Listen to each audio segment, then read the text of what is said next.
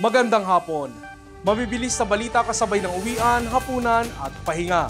Mga up-to-date na balita ngayong araw ng Miyerkules. Garantisadong mabilis lang to.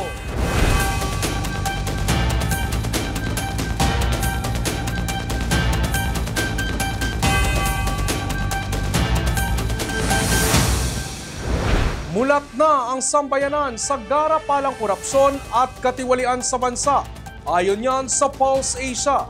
Batay sa survey, umaasa po ang mga Pilipino na mapapanagot ang mga sangkot sa flood control scam. Narito ang report. Sumirit sa 97% ng mga Pilipino ang naniniwalang laganap at lumalala ang katiwalian sa bansa. Ayon sa pinakahuling ulat ng Bayan Survey ng Pulse Asia.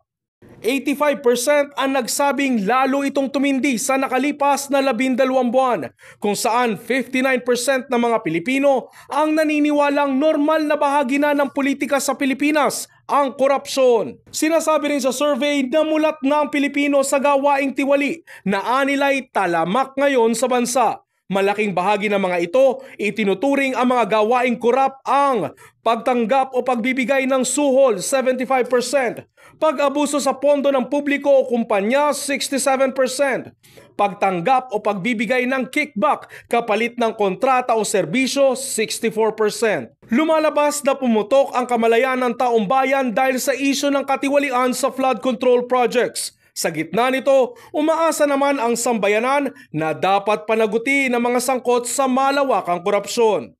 71% ng mga Pilipino ang umaasang mapaparusahan ng mga opisyal ng gobyerno na sangkot sa mga anomalya sa proyekto ng flood control.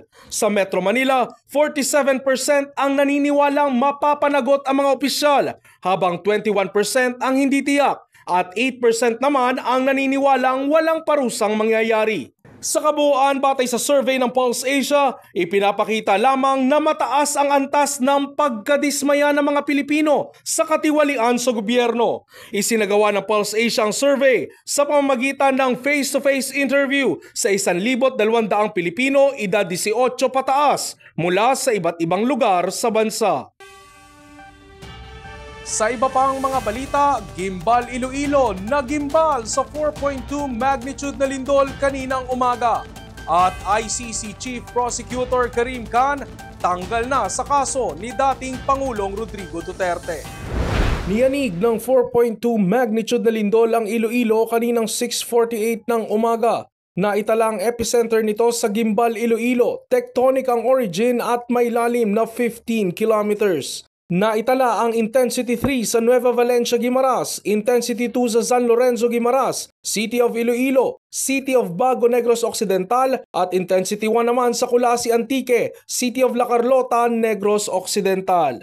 Naglabasan naman ang mga empleyado ng Iloilo Provincial Capital sa nangyaring lindol. Naglabasan din ang mga estudyante ng University of the Philippines Visayas sa Miagao sa kanilang mga dormitoryo sa lindol kaninang umaga. Diskwalipikado si Karim Khan, Chief Prosecutor ng International Criminal Court sa paghawak sa kaso ni dating Pangulong Rodrigo Duterte. Ito'y matapos magpasya ang ICC Appeals Chamber na may posibleng conflict of interest. Sa panig ng depensa ng dating Pangulo, pinaninindigan nito na hindi na maaaring maging patas si Khan sa investigasyon dahil sa kanyang dating papel sa Human Rights Commission dito sa Pilipinas. Hindi naniniwala sa International Criminal Court Assistant to Counsel, Attorney Cristina Conti, na mayroong sapat na batayan para madiskwalipika ang ICC Chief Prosecutor na si Karim Khan sa paghawak ng kaso ni dating Pangulong Rodrigo Duterte. Sa isang pahayag, sinabi niyang wala silang inaasahang malaking pagkakaantala sa trabaho ng Office of the Prosecutor sa kabilayan ng pagkakadiskwalipika ni Khan. 6 na titulo ang naiuwi ng ating bansa sa ginanap na World Travel Awards 2025 Asia and Oceania Gala nitong Lunes. At 3 lugar sa Pilipinas, pasok sa listahan ng Top 10 Islands in Asia 2025 ng Condé Nast Traveler. Nakuha ng Pilipinas ang Asia's leading dive destination at Asia's leading island destination. Habang Asia's leading luxury island destination naman ang Boracay. Asia's leading tourist board naman ang Department of Tourism. At Asia's leading meetings and conference destination ang Clark Freeport Zone. Ito na rin ang ika-8 beses na nakuha ng ating bansa ang Asia's leading beach destination sa nasabing patimpalak.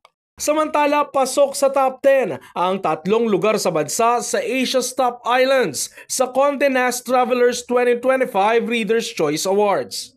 Nakuha ng Boracay ang 4th spot, 5th spot naman ang Palawan, habang nasa ika-7 ang Siargao sa ginawang survey. Nakuha naman ng Phu Quoc, Vietnam ang 1st, Langkawi, Malaysia sa 2nd, Koh Samui, Thailand sa 3rd, Bali, Indonesia sa 6th, Andaman Islands, India sa 8th, Phuket Island, pang-9, at Phi Phi Islands, Thailand sa 10th spot. At yan ang mga up-to-date na balitang nakalap ng All TV News ngayong hapon.